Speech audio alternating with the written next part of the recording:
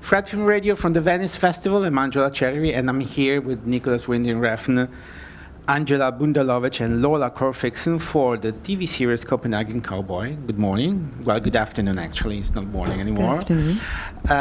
Mr. Refn, this is your second time in TV series. What brought you back? Which was the original idea that made you decide to do another one? Well, it's not so much of another one. It's just I find it very interesting, this idea of streaming and this constant accessibility that you have to content nowadays. And probably because of being stuck in Denmark during the pandemic and seeing the world change, it just became a natural, like, I want to do this and I don't know how long it's gonna last, but let's start shooting it. And ended up being 6 hours, obviously, which maybe is shorter than I usually do. But the whole concept was I wanted to make my version of a superhero. Which is a superhero, which is a girl, a young woman, and in a noir, because we can say that it's a noir thriller / kind of Western, because the heroine, the hero, is kind of a Western hero, because we don't know where she comes from. She's just there. And you don't give us that many information, you know. You just let us think about it. And what did you keep of the Western, of the noir rules in terms of narrative and visuals? Well, in terms of the kind of characters, it's always more interesting when people are attracted to the darker side of behavior. You know, it's what Shakespeare was good at. And so, you know, I certainly personally like when the world around me is more shaded, because what lurks in the shadows is always more exciting. Because I mean, I'm not making documentaries; I'm making fiction, and I'm making heightened reality. I'm an entertainer. I'm not like, I'm here to entertain you, give you an experience. So those things obviously a big part of the noir component. Then at one point I thought, well, maybe we should do it as a horror show, and that got in. And I really like gothic horror, and so, well, I'm also I was really like, science fiction is really what it should be, and it kept on just evolving as we were shooting. Yeah, and then some good crime as well. And there's also a kind of a supernatural feel to it, not only feel, just plot to it. So you keep on adding different kind of genre together.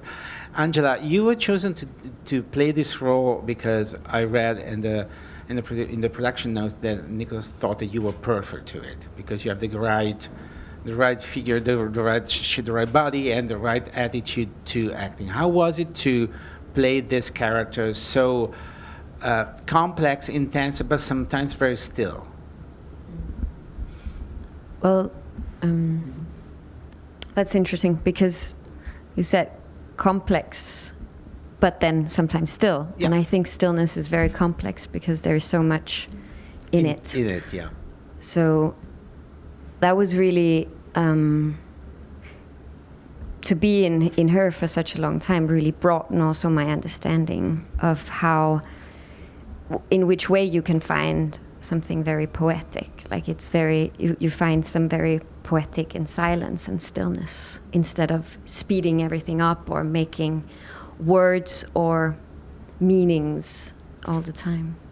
Yeah, also because the Mr. Refn, as every time he spoils us with looks and images, and not as much with words. Mm-hmm. So you had to tell us stuff through your movement and all through your eyes. So this was the intensity I was talking about, because this was the exact attraction that we had towards your character. Yeah.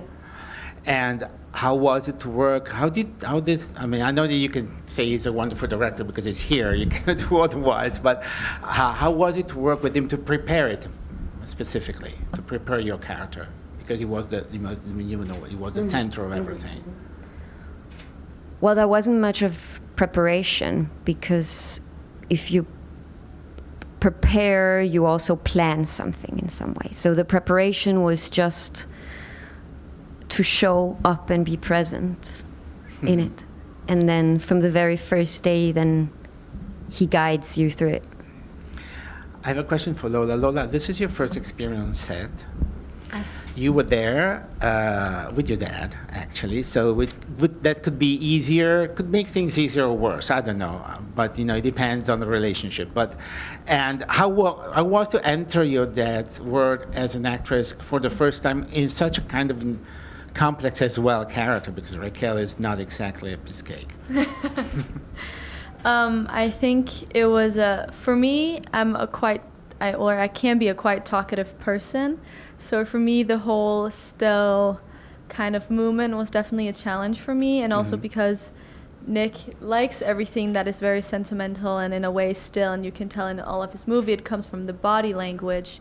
So for me, I thought that was definitely something that was very, very challenging. And since I was brought in very late, it was also a little bit more hard to adapt, in which Raquel for me became also more the way I connected with her was, in a way, I think a part of natural growing up. It's you kind of have an anger inside you, whether it's from being overlooked or overseen, or the parents talking over your head. So I think for me it was the connection that I made with her, that her energy was too strong in a way, and she was put into this coffin, and now she's out and she's ready, to rule the world and see what brings her.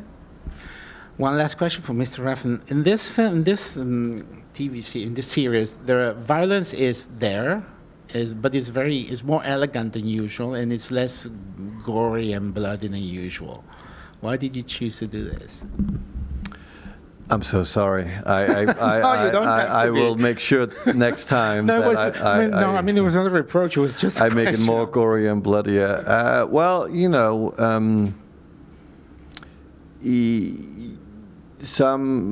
You do what you think works best. There wasn't that I certainly don't feel I held back on anything. But if I did, I do apologize. No, you don't have to.